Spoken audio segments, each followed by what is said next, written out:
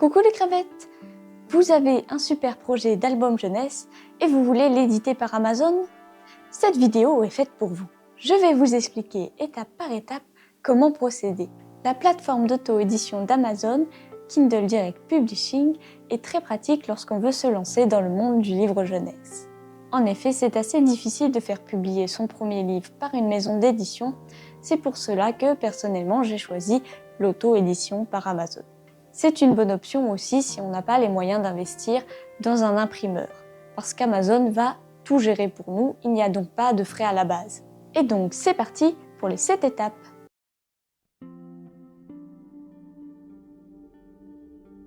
Tout d'abord, il va vous falloir préparer votre album jeunesse. Une fois que vous avez votre texte, vos idées d'illustration, je vous conseille de réfléchir au format.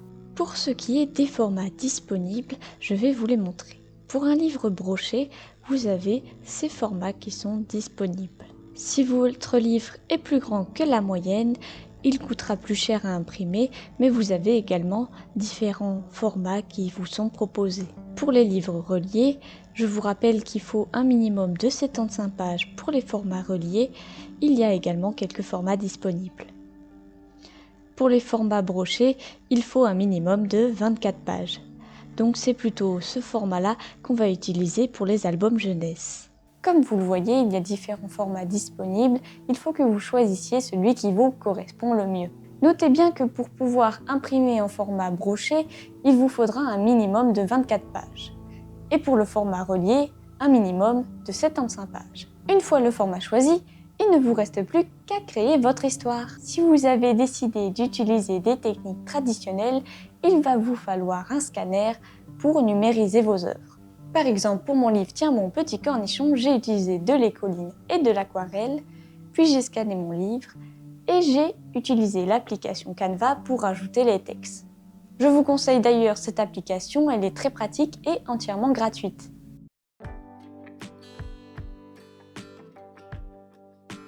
La seconde étape est de vous créer un compte Kindle Direct Publishing. C'est tout simple, c'est un compte basique comme on en fait tous les jours presque. Quand vous allez sur Kindle Direct Publishing, vous avez le choix entre s'inscrire et connexion. Si c'est votre première fois, vous allez évidemment vous inscrire. On va vous demander votre nom, votre email, votre mot de passe et évidemment le mot de passe à nouveau pour créer votre compte. Une fois cette étape faite, on vous enverra un mail pour confirmer votre inscription. Et c'est aussi simple que cela. Une fois que tout l'administratif est effectué, on va pouvoir passer aux choses sérieuses.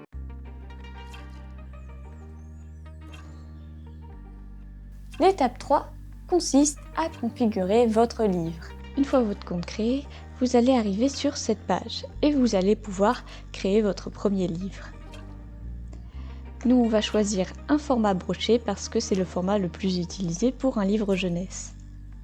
À partir de là, vous pourrez sélectionner la langue, le titre de votre livre, le sous-titre au besoin, si votre livre fait partie d'une série, le numéro d'édition, mais ça ne s'applique qu'aux livres qui ont une réédition, votre nom d'auteur, vous n'êtes pas obligé de mettre votre nom personnel, vous pouvez choisir votre nom d'auteur. Les contributeurs, si vous avez fait en collaboration votre livre, et une description. La description sera très importante parce qu'elle va être sur le produit Amazon et les clients vont la voir et leur donner envie de acheter votre livre. Pour les droits de publication, il faut évidemment que ce soit votre livre. Pour le public, n'hésitez pas à mettre l'âge de vos petits lecteurs. Pour le principal site de vente, ça dépend du pays où vous êtes. Personnellement, j'ai mis Amazon FR, mais vous pouvez mettre celui qui vous correspond le mieux. Pour les rubriques, on va vous proposer différents thèmes, livres pour enfants, magazines, etc. Vous choisissez ce qui correspond le mieux. Pour les mots-clés, pareil, vous allez mettre ce que vous voulez. Par exemple, votre histoire parle de chat, vous mettez chat. La date de publication et la date de parution.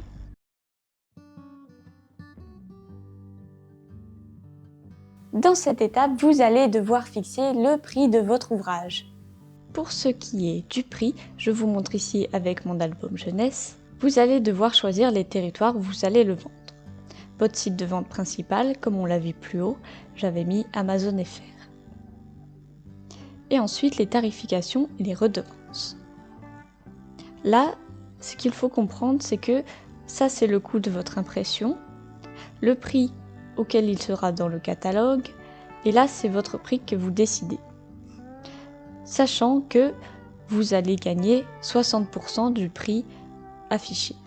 Donc par exemple pour 12 €, moi je vais gagner 3 € et des raouettes. Quand vous allez mettre sur votre principal site de vente le prix, les suivants vont se mettre automatiquement. Vous pouvez également demander une épreuve de votre livre. Ce sont des livres qui ne seront pas vendables, c'est juste pour que vous vous fassiez une idée de ce à quoi il va ressembler.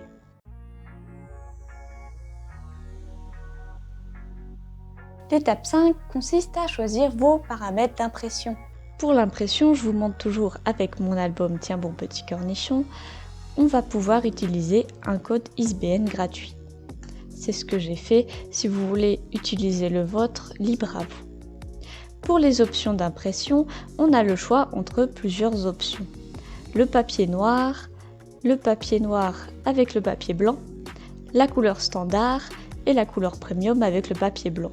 Si c'est un album jeunesse, je vous conseille vivement de prendre celle-ci. Pour la taille de coupe, comme on l'a vu plus tôt dans la vidéo, je vous invite à mettre la taille que vous avez choisie au tout début de votre ouvrage. Pour ce qui est du fond perdu, les fonds perdus, c'est les petites marges que vous voyez là.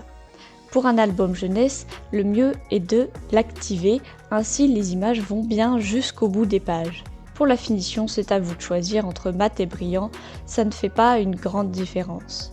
Ensuite, vous allez pouvoir télécharger votre manuscrit et la couverture. Si vous avez fait une couverture vous-même, il suffit de télécharger le fichier, mais sinon vous avez une option qui vous permet d'en générer une. Vous devez évidemment dire que vous n'avez pas utilisé d'IA, sauf si c'est le cas, et là vous cochez oui. Vous allez pouvoir lancer l'outil de prévisualisation pour voir à quoi ressemble votre livre. Et donc, vous verrez un petit aperçu de votre livre.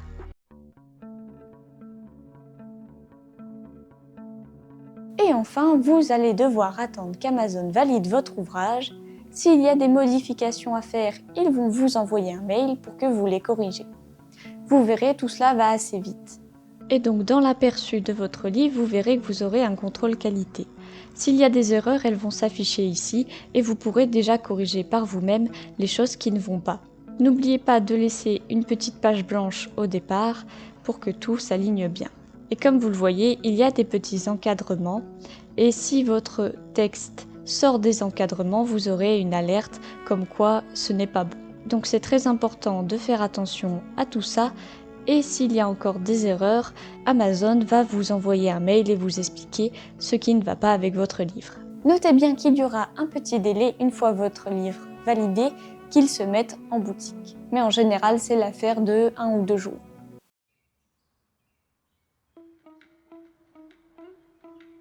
Une fois votre livre disponible, il va vous falloir le partager. En effet, c'est un peu l'inconvénient en auto-édition, c'est que vous devez être votre propre promoteur. Alors n'hésitez pas à partager votre livre sur vos nombreux réseaux sociaux. N'hésitez pas à faire de la pub de votre livre via vos réseaux sociaux. Personnellement, j'utilise l'application Canva. Il permet d'utiliser des applications comme le Mockup par exemple, qui est très pratique. Ça va vous faire des petites maquettes que vous allez pouvoir personnaliser pour vendre votre livre. Là par exemple, vous avez toutes les petites maquettes de livres disponibles pour pouvoir faire la pub de votre livre.